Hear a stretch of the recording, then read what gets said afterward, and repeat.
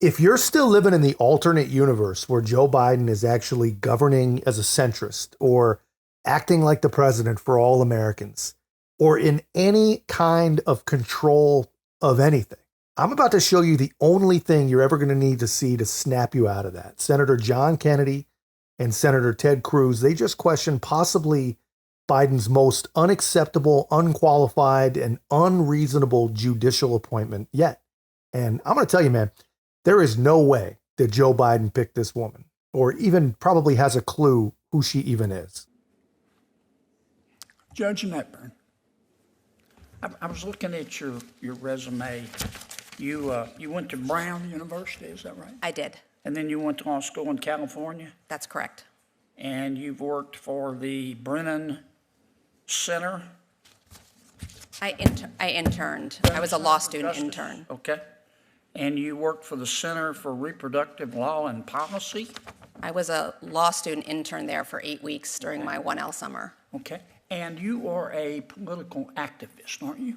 I am not. I'm a sitting United States magistrate judge. Okay. All right. Do you remember an inmate named William McLean, also known as July Justine Shelby? Yes, I know who you're referring to. Okay. Mr. McLean raped a child, didn't he? 30 years ago, the petitioner in the habeas case before me, Did he rape a child? he pled guilty to that crime. Yes, it's abhorrent. And then he raped he raped a little boy, right? I believe that's correct. I believe he pled guilty to two acts of sexual violence. And then he raped a 17-year-old girl, right? Again, this case was handled by the state court in Indiana, but I'm just asking you the facts. Don't stall on me now. Did he rape a 17-year-old girl or not after raping a 9-year-old boy? I believe that's what he pled guilty to. Okay, and then he went to prison, didn't he? Yes, the petitioner was. And then he came out and he sent child porn, basically adults raping little children, to another sex offender. And he was sent back to prison, right? The petitioner pled guilty to Was he sent back to prison? Well, that case was in the federal system, so. Was he sent back to prison? Yes, this time to federal prison. Thank you.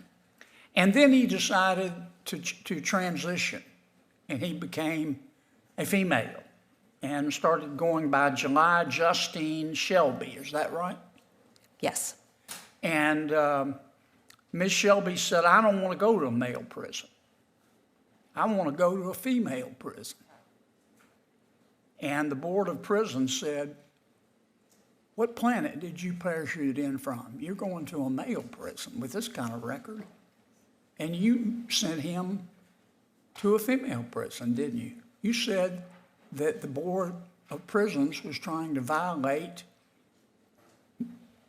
Ms. Shelby, former Mr. McLean's constitutional rights, didn't you? I issued a report and recommendation to the district judge recommending that the district judge transfer the petitioner to a women's facility. The district judge adopted that recommendation. The Board of Prisons was trying to violate Ms. Shelby's, Mr. McLean's constitutional rights, didn't you? So I based my decision on the facts that were presented to me in the record evidence. But it wasn't that your ruling? I recommended finding that under Estelle versus Gamble. Why won't you admit that was your ruling? Are you ashamed of it today? I'm not. I'm answering the question. I applied Estelle versus But Gamble. was that your ruling? My recommendation was that the petitioner's serious medical needs were being denied by keeping her in a men's facility. A violation of the Eighth Amendment, right? That's correct. Okay. Yeah, I mean, down here on planet Earth, just a reminder, this judge, if you can even call her that, she looked at the record of a longtime habitual violent sexual offender and decided that that person's delusions were more important than the safety of female prisoners in federal prison. She says that this inmate required medical attention that they just couldn't get at a men's facility. So she had to basically do something. She decided that her own virtue signaling was also more important than the safety of female prisoners. And here's the thing, man. This was not just overlooked by Biden's radical handlers. I would bet you that this is exactly why they picked her. And how big was Ms. Shelby, Mr. McLean? I don't have a specific recollection. Your colleague just suggested that she was more than 6 feet tall. And you told the Board of Prisons, well, she'll be okay. The other women in the female prison will be okay because it's only hypothetical that Ms. Shelby, Mr. McLean would reoffend again after he's already raped a 9-year-old boy and a 17-year-old girl and has been sending child porn through the mail. You said there's no chance he'll reoffend again. Did you say that? Senator Kennedy, I based my decision on the record. But am I right? Did you conclude that? I don't have a specific recollection of that. I did recommend that after finding a constitutional violation. What were you thinking in saying it's only hypothetical that she would reoffend?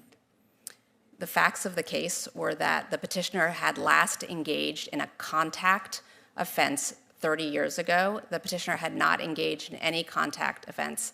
In addition, the medical evidence made clear that for the last 5 years, the petitioner was sober and hormonally entirely a female, and there was no evidence. The Board of Prisons didn't agree with you. I'm going to run out of time here. You're really a political activist, aren't you? I am not, sir. But your record demonstrates otherwise. I disagree. I apply the law to the facts and come to a fair decision. All of my decisions that have been appealed, particularly this one, the district judge adopted my report and recommendation in full, and the government did not move for a stay of the decision. Look, man, I fully understand being open-minded. I totally get fighting for someone's constitutional rights, especially a helpless prisoner, right? Everybody deserves their constitutional right. I totally get that. But making a decision as a judge to house a 6-foot biological male with women that have absolutely no choice, and then to blame your insanity on the way you view the Constitution, that is just not acceptable, man. That absolutely disqualifies you from even judging a kid's freaking spelling bee. I mean, come on.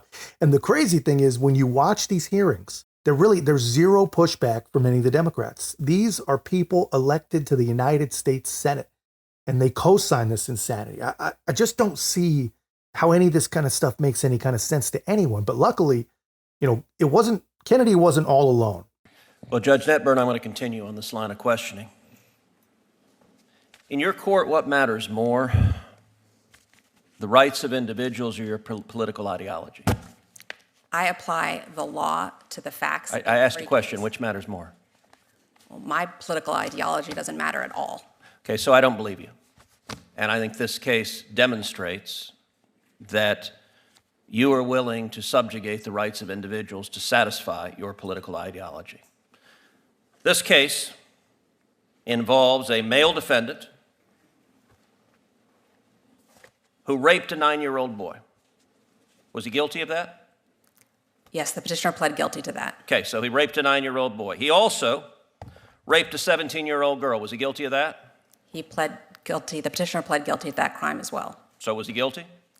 I hope so, because she pled guilty to it. He was a he when he did this. That's correct. And also criminal deviant conduct, which the record doesn't disclose what that was exactly.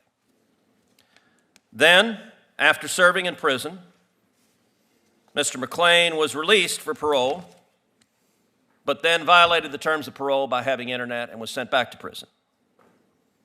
1 year after being released again, he was convicted of having child pornography. Is that correct? I'm unclear on exactly the time frame that you're at, but the petitioner was convicted of distributing child pornography. Child pornography that was images of adults violently raping children. Abhorrent conduct. Okay. For which there are real victims. And this individual, 6'2", biologically a man. A minute ago you said that when this man decided that he was a she, you said this individual was, quote, I wrote it down, sober and entirely a female. That phrase struck me as remarkable. Did this individual have male genitalia? I think what I said, or at least what that is a verbatim quote, entirely a female. Sorry, what I meant to say was hormonally a female. Okay, but that's not entirely. Did this individual have male genitalia? Yes. So you took a 6'2", serial rapist, serial child rapist with male genitalia, and he said, you know, I'd like to be in a women's prison. And your answer was, that sounds great to me. Let me ask you something. The other women in that prison, do they have any rights? Is that a question you're Yes, asking me? the other women in that prison, do they have any rights? Of course. Do they have the right not to have a 6'2" man who is a repeat serial rapist put in as their cellmate? Senator Cruz, I considered the facts presented to me, and I reached a decision I asked you a based on what question. the law I asked is. you a question. Do they have a right not to have a 6'2" man who is a serial rapist put in as their cellmate? Do those women have a right to that? Every person who's incarcerated has the right to be safe in their space. But you didn't think so. You didn't think so. And in fact, I'm going to give some quotes from your order because Senator Kennedy is right.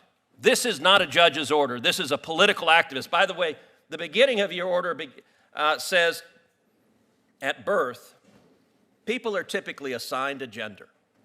I got to say that would astonish a lot of Americans. A lot of Americans think you go to the hospital, a baby is born, and congratulations, you have a little boy, a little girl. The assigned a gender, I know you went to Brown, but it sounds like it's in a college faculty lounge with no bearing on reality. The Bureau of Prison argued what I'm saying right now, that if you put this person in a female prison, there will be a risk of sexual assault to the women. And you know what you did?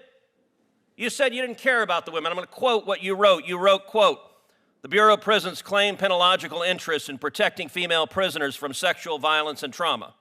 This interest is legitimate, that's kind of you to say, but there are no signs that petitioner is at risk of reoffending.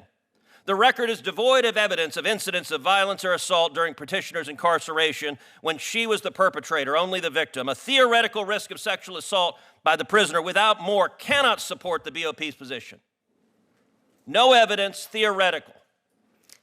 Have you dealt, in what universe is someone who is a serial repeat child rapist not at a risk of reoffending? Senator, as I do in every case. I know you've been told to repeat the line, I follow the law. I asked a question. In what universe is someone who is a serial repeat child rapist not at risk of reoffending? Sir, I looked at the facts that were before me in this case. All of the evidence, including the statements of every warden who had supervised this petitioner. You also wrote, the BOP also posits that permitting petitioner to live among women will be traumatizing and possibly dangerous to them. This concern is overblown. I have to say, if I were the father of one of those women, and you decided that my daughter's cellmate was going to be a 6'2" man who over and over and over again committed violent sexual assault, I would say the entire justice system is absurd, and it is clear on your record your political ideology matters a heck of a lot more than the rights of those women that you endangered. I think you're a radical, and I think you have no business being a judge.